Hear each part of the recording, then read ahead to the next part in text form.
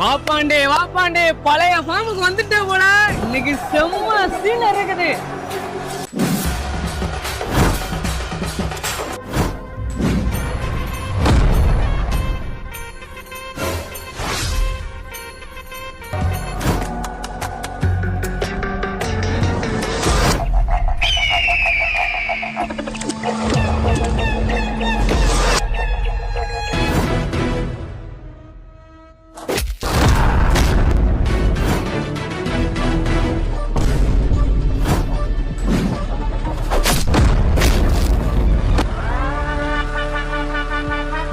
உன்கிட்ட எனக்கு பிடிக்காத ஒண்ணே ஒண்ணுதான்டா, உன் சிரிப்பு தான்டா.